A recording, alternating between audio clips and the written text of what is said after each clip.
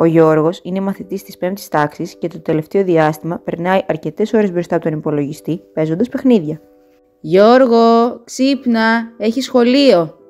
Άσε με, δεν θέλω να πάω. Σήκω τώρα, αλλιώς δεν θα ξαναπαίξεις στον υπολογιστή. Πω, καλά, τώρα σηκώνομαι. Μη φωνάζεις. Καλημέρα, παιδιά. Καλημέρα, κυρία. Γιώργο, πόσο κάνει 6 φορές το 7? Γιώργο, ξύπνα, εδώ είναι σχολείο, δεν κοιμόμαστε. Συγγνώμη κυρία, δεν ξέρω. Κοιμήθηκα αργά και νιστάζω. Γιατί βρεσαι, Γιώργο? Έπαιζα παιχνίδια στον υπολογιστή. Γιώργο, έλα να παίξουμε μπάλα. Δεν μ' αρέσουν αυτά τα παιχνίδια. Θέλω να πάω σπίτι να παίξω υπολογιστή. Γιώργο, έλα να σου πω κάτι.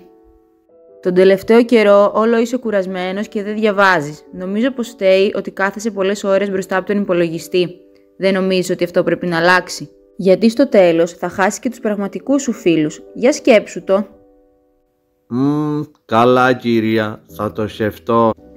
Πάω τώρα να κάτσω στη θέση μου.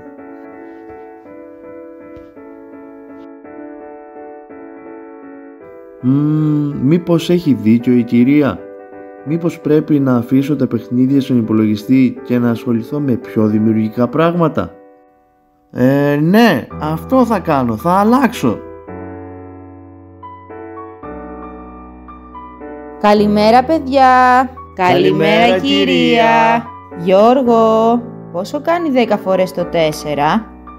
40 κυρία. Μπράβο, Γιώργο, να συνεχίσεις έτσι, με κάνεις πολύ χαρούμενη. Παιδιά, θέλετε να παίξουμε μπάλα? Ναι, εννοείται. Σήκω να παίξουμε. Τέλεια, έρχομαι λοιπόν. Άντε, δώσε μου πάσα.